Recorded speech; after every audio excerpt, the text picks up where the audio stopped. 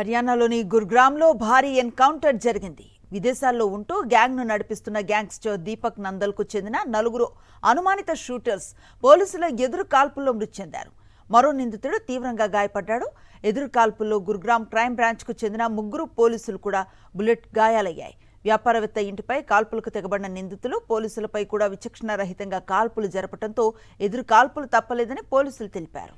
హర్యానాలోని గుర్గ్రామ్లో భారీ ఎన్కౌంటర్ జరిగింది. విదేశాల్లో ఉంటూ గ్యాంగ్ను నడిపిస్తున్న గ్యాంగ్స్టర్ దీపక్ నందల్కు చెందిన నలుగురు అనుమానిత షూటర్స్ పోలీసుల ఎదురు కాల్పుల్లో మృతి చెందారు.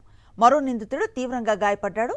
ఎదురు కాల్పుల్లో గుర్గ్రామ్ క్రైమ్ బ్రాంచ్కు చెందిన ముగ్గురు పోలీసులు కూడా బుల్లెట్ గాయాలయ్యాయి. వ్యాపారవేత్త ఇంటిపై కాల్పులకు తెగబడిన నిందితులు పోలీసులపై కూడా విచక్షణారహితంగా కాల్పులు జరపడంతో ఎదురు కాల్పులు తప్పలేదని పోలీసులు తెలిపారు.